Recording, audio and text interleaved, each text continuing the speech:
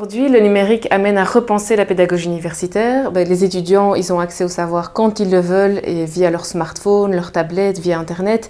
Ils sont ultra connectés via les réseaux sociaux.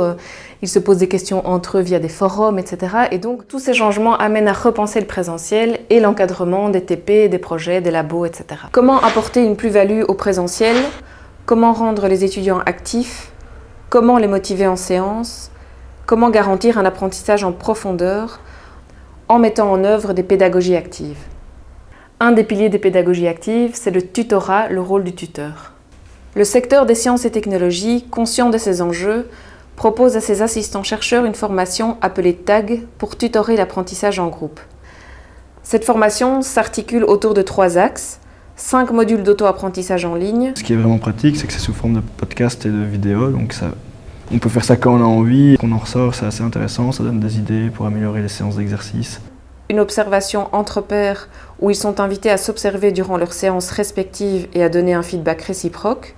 On a tous été observés par un autre assistant pendant la formation, pendant un ATP, et c'est hyper chouette en fait de se rendre compte des réalités qui existent dans les différentes facultés, et puis surtout d'avoir l'avis d'un autre assistant sur notre propre travail, c'est ultra instructif. Et enfin, un module en présentiel où ils peuvent échanger à propos de leurs pratiques de terrain et de leurs questionnements.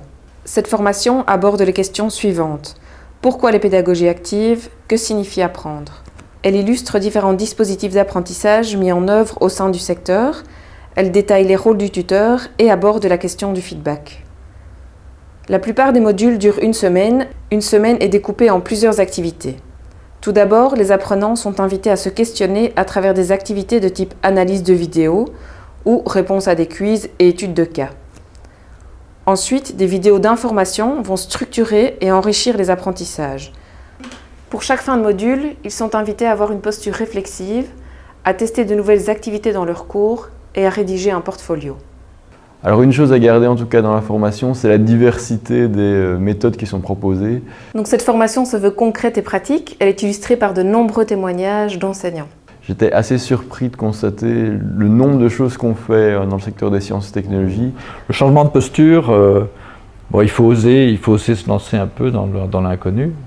Mais je pense que quand on l'a vécu une fois, on se dit que c'est vraiment ça qu'il faut faire. La formation se termine par une séance de travail en présentiel dans laquelle ils vont réfléchir ensemble, donner des pistes concrètes sur la façon d'améliorer leur séance. Et je m'arrange quand il y a des trucs qui ne sont pas corrects pour qu'ils arrivent à une contradiction.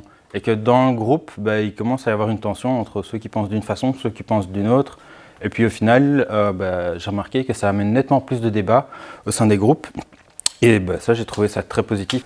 Donc cette seconde séance en présentiel est un moment de partage et d'échange entre assistants-chercheurs pour partager des pistes de solutions et des pistes d'amélioration, d'encadrement. Donc ils vont pouvoir échanger entre eux, ils vont pouvoir partager leurs idées pour pouvoir les mettre en place avec leurs étudiants. Ça crée une communauté d'apprentissage entre assistants-chercheurs de différents instituts. Une formation vraiment utile et pertinente pour tout assistant, doctorant qui a des tâches d'enseignement et qui veut bien faire ça. Nous avons été très heureusement surpris de la qualité des réflexions des assistants-chercheurs qui ont participé à la formation et de tout ce qu'ils ont mis en œuvre avec leurs étudiants. C'est vraiment un processus où on remet nos techniques de pédagogie en question et c'est très intéressant. On espère que lors des prochaines éditions, de nombreux assistants-chercheurs s'inscriront à la formation.